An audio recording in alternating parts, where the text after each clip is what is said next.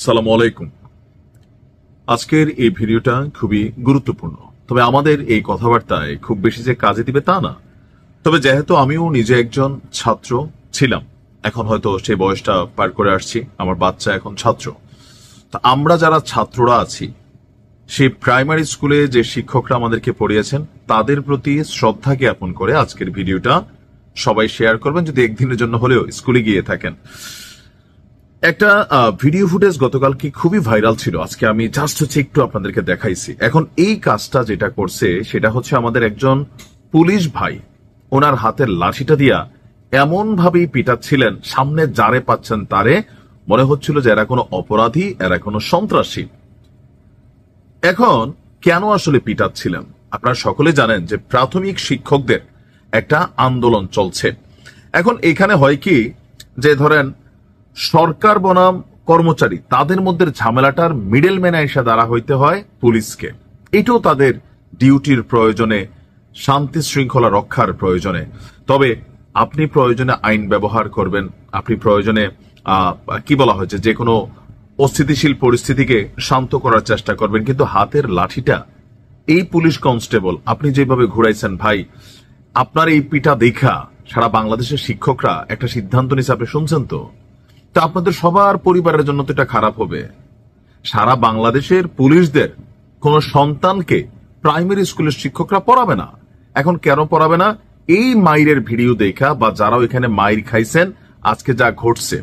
এখন আসলে ঘটনাটা কি, কেন এইভাবে মাইর, আসুন দেখি।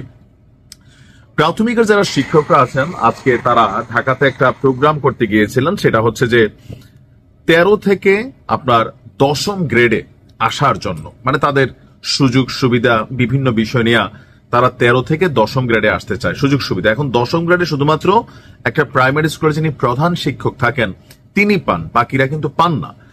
তো বাকিরা যেহেতু পান না, তারা একটা আন্দোলন করতেছে, সে আন্দোলনে সারা দেশের মানুষ আসছে। এইটা বাস্তবায়ন করবে মন্ত্রণালয়, সরকার, ডক্টর ইউনূসের সরকার এসে অনেক কিছু করে ফেলবে। যারা চিন্তা করছিলাম আমরা, আসলে তিনি কোনো কিছু করতে পারতেছেন না। আবার তিনি করলে কি বেতন কি গ্রামীণ ব্যাংক দিবে? না, রাষ্ট্রের উৎপত্তি থেকে দিতে হবে, মানে রাষ্ট্রের টাকার সোর্স থাকতে হবে, যেখান থেকে একজনের বাড়ালে তো এটা একদিনের না, এটা কোনো বোনাস না, এটা সবসময় দিতে হবে, অর্থাৎ নেগোসিয়েশন ইস্যু আছে।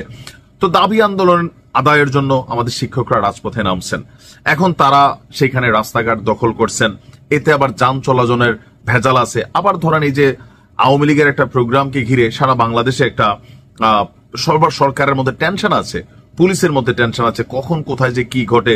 সো এর আগে দিয়ে এরকম বড় ধরনের সমাবেশটাও সরকার ভালোভাবে নিচ্ছে না।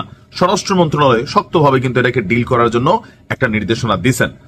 তো নির্দেশনা দিচ্ছেন, ঠিক আছে। এখন যে বললাম না, দাবিকার শিক্ষকদের পূরণ করবে কারা? মন্ত্রণালয়, সরকার। পুলিশের কাজ কি? ওই যে আমি আপনি রাস্তাটা ঘাটে গাড়ি ঘোড়া নিয়ে বের হয়েছে, আমার আপনার প্রতিষ্ঠান আছে, রাষ্ট্রীয় সম্পত্তি আছে, এই আন্দোলনের মাঝখান থেকে যেন কোনো ধরনের অপ্রীতিকর পরিস্থিতি তৈরি না হয়, সেটার জন্য পুলিশের কাজই হচ্ছে আমারে আপনারে টেকনিক্যালি শাসন করা। যদি আমরা কথা না শুনি, তবে শাসনের ভাষাটা একটু লিমিটেশন থাকা দরকার ছিল। কালকে এখানে অনেক পুলিশ কর্মচারীরা দায়িত্বরত ছিলেন, আমি অনেকেরই দেখছি, কিন্তু দুই একজন পুলিশ ভাই যেই ভূমিকায় পিটাইছেন, মনে হয়েছে স্কুলের মাস্টারদের সাথে ওনার জন্মগত শত্রুতা আছে, অথবা ওনার মাস্টারদের প্রতি ঘৃণা আছে, নয়তো সৌর্য এরকম পিটায় না। দুইজন পুলিশ কনস্টেবলের ভিডিও যেটা দেখলাম। বাকি আমরা ডিসি মাসুদরে দেখেন, ডিসি এমনি এমনি হয় নাই, জ্ঞান বুদ্ধি বিদ্যা ওই লেভেলে আছে দেখে এই লোক ডিসি হয়েছে। কিভাবে শিক্ষকদের সাথে কনভারসেশন করছে। আরেকজন অফিসারকে দেখলাম, তিনিও সম্ভবত ওসি সাহেব, ঢাকার কোন এক থানারই হবেন। ওনার কথোপকথন দেখছেন, কত সুন্দরভাবে শিক্ষকদেরকে হাত জোর করে। এটা হচ্ছে শিক্ষা। কিন্তু ওই যে কনস্টেবল, আপনি ভাই লাঠি একটা পাইলেন, কোন জন্মের নাকি না আসলে কোন দল করে তাও জানি না, মানে ওনার অ্যাপ্রোচটার কারণে শিক্ষকরা বিগড়াই গেছে। আমার ভিডিওর প্রথমে যে বক্তব্যটা শোনাইছি, এই শিক্ষক যেমন বলছিলেন যে আর কোন পুলিশের সন্তানদেরকে পড়াবে না, আসলে কিন্তু তা না। তবে এই মারামারির দৃশ্যের কারণে বা মাইরের ঘটনায় আপনার সেখানে টিয়ার শেল নিক্ষেপ করা হয়েছে, সাউন্ড গ্রেনেড নিক্ষেপ করা হয়েছে। তো এখানে আসলে দোষ কার দিবেন? পুলিশেরও বক্তব্য আছে, ভাই শিক্ষক মানুষ, আপনারা তো অন্যদের মতন এরকম ধর্মার চুরপার এরকম আন্দোলন করতে পারেন না, আপনাদের কাছ থেকে জাতি শিখবে কি? সো আপনাদের আন্দোলন হওয়া উচিত একটু ইউনিক। কিন্তু আপনারাও আইসা রাজপথে, ওই এক ফুটপাতের দোকানদার বলছে তার দোকানের মাল চুরি করে নিয়ে গেছে, কেউ আসছে জীবন বাঁচাতে, কেউ আসছে চুরি করতে। তো নানান ধরনের কনফ্লিক্ট কিন্তু আছে। তা আমার মনে হয় আমাদের প্রাইমারি শিক্ষকদের পক্ষে রাষ্ট্রের বহুত টাকা বহুত দিকে এখনো নয়ছয় হয়েছে, আগেও হয়, ভবিষ্যতে হবে। তবে শিক্ষকদের ন্যূনতম বেতনটা যেন ঠিক থাকে, যেটা এই মুহূর্তে বাংলাদেশের সমাজ ব্যবস্থায় চলতে গেলে 20-25 হাজার টাকার নিচে বেতন হইলে একটা পরিবার চলতে পারে না। ওই লেভেলের বেতনটা অন্তত দেওয়া হোক। আমি জানি না এটা কোন গ্রেডে দেওয়া হয়। আমরা শিক্ষকদের পাশে আছি, তবে আপনারাও আগামী দিনে আন্দোলন করার সময় একটু সবকিছু সুন্দরভাবে গোছালু করবেন। আর পুলিশ ভাইদেরও বলি, দেখেন আপনাদের কাজই হচ্ছে নিরাপত্তা মানে মেনটেনেন্স করা, কিন্তু তার মানে এই না যে এমন কোনো কিছু করবেন যেটাতে বাকিদের ডিস্টারবেন্স হয় বা অসম্মানিত হয়। বা আপনি একজনের জন্য সারা বাংলাদেশের, এই যে শিক্ষকরা ঘোষণা দিচ্ছে কোনো পুলিশের বাচ্চা পড়াবে না, সবাই কি দোষ করছে?